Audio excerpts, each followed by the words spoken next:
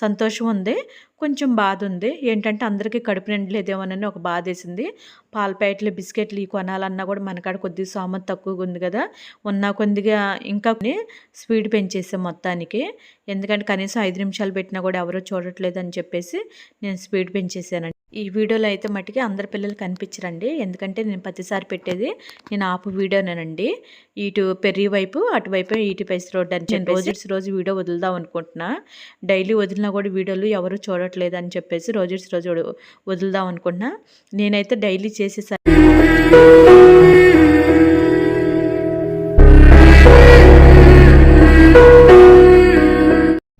Hi అండి. Full video అయితే చూడండి, మిస్ అవ్వకుండా. మన పిల్లలు ఎలా ఉన్నారు ఏంటని తెలిసింది. కొత్త వాళ్ళు ఎవరైనా చూస్తే మన ఛానల్ని సపోర్ట్ చేయండి. మన ఛానల్ ఎదిగితేనే కదండి మన పిల్లలకు కూడా ఉపయోగపడేది. అందుకనండి ఇక్కడైతే సన్నీయే కలిపించండి. ఎందుకంటే నేను కాస్త లేట్ అయిపోయింది వచ్చేసరికల్లా. అందుకనే సన్నీ అన్నం కలిపేసి నాకు క్యాన్లు పంపిస్తే నేను పిల్లలకి అన్నం పెట్టేసానండి. అంటే కొంతమందికి మాత్రమే అన్నం పెట్టానండి నేను, అందరికైతే పెట్టలేదు. నేను సన్నీనే పంపిస్తానని చెప్పా కదా. నాకు కాస్త అంటే టైం 10 అయిపోయింది కదా, మళ్ళీ ఇంట్లో పని ఉంది కదా అని చెప్పేసి చేసుకోవాలని చెప్పేసి సన్నీని పంపించానండి అన్నం పెట్టడానికి అని చెప్పేసి. ఇక్కడ వరకు అయితే మన మన చుట్టుపక్కల వరకేనండి నేను పెట్టింది. రాణం పిల్లలకు వాళ్ళకు కూడా సన్నీయే పెడతానండు.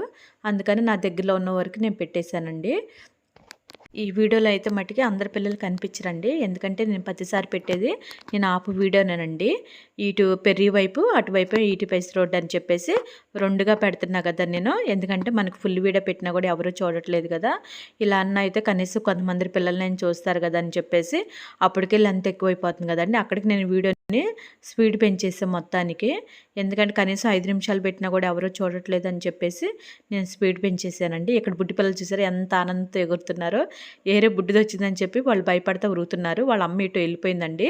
ఆ పక్కన ఉన్నోడైతే వాళ్ళ అమ్మ కాదు, వాళ్ళ అమ్మని ఎత్తికే నేను కనిపించలేదు. వాళ్ళ అమ్మ కూసేపు అక్కడే టైం సరిపోయింది నాకు. అప్పటికే సన్నీ నా కోసం ఎదురు చూస్తూ ఉండి ఇంకా ఎంతసేపు మమ్మీ అని చెప్పేసి. ఇక్కడ కూడా చిన్నపిల్లలు అయితే సరిగ్గా కనిపించట్లేదండి. చీకట్లో మనకి పగలు వీడియో తీయటానికి కుదరదు కదా.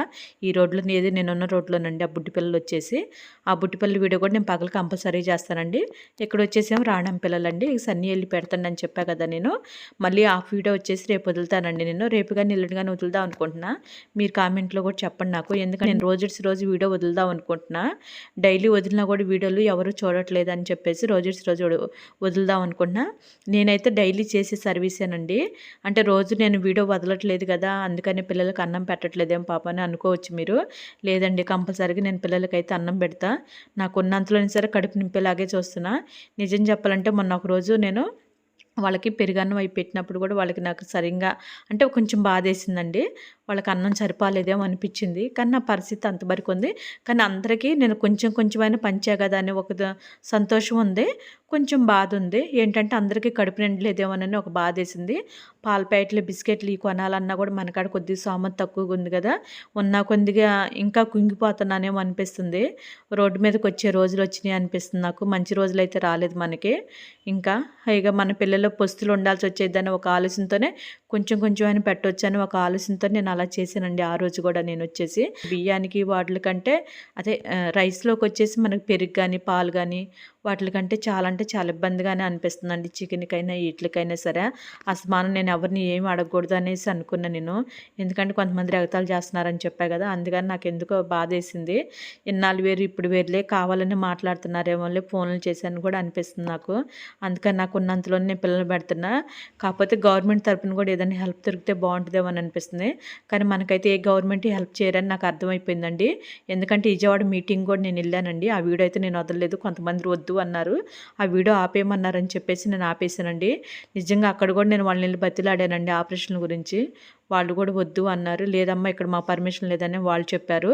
ఆ వీడియో చూస్తే అసలు మీకు అర్థమయ్యేదే నేను వెళ్ళానా లేదనేది కూడా అసలుకి.